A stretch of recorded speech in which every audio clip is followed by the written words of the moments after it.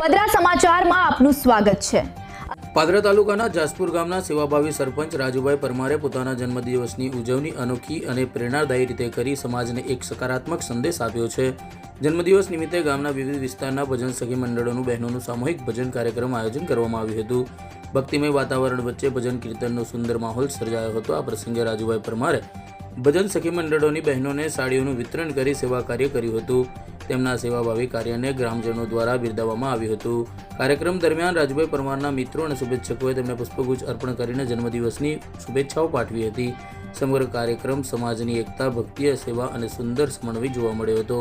રાજુભાઈ પરમારે જન્મદિવસની ઉજવણીને માત્ર વ્યક્તિગત પ્રસંગ ન રાખતા તેમને સમાજ સેવા સાથે જોડીને અન્ય લોકો માટે પણ પ્રેરણા ઉદાહરણ પૂરું પાડ્યું હતું।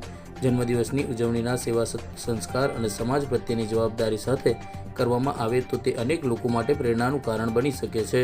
જાસપુર ગામના સરપંચ રાજુભાઈ પરમારે આ વાતને સાકાર કરીને સમાજ સમક્ષ એક ઉત્તમ ઉદાહરણ રજૂ કર્યું છે।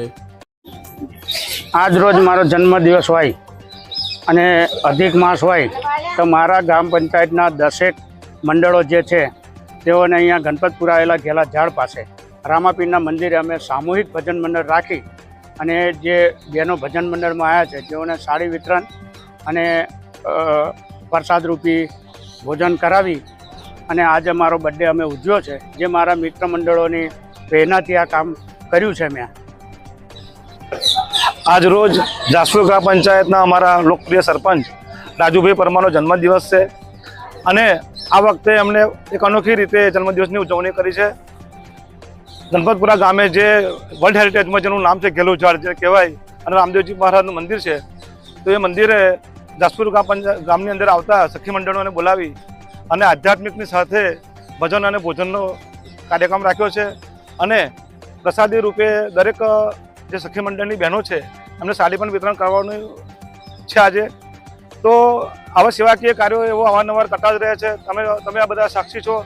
દર વર્ષે વિધવાઓને સાડી વિતરણનો કાર્યક્રમ કરતા આવ્યા છે 5 વર્ષથી અને આવા અલગ અલગ સેવાકીય કાર્યક્રમો કરી અને ખૂબ જ લોકચાહના અમારા રાજુભાઈ સરપંચ ગામમાં મેળવી છે અને હું રાજુભાઈ સરપંચને જન્મદિવસની ખૂબ શુભકામના પાઠવું।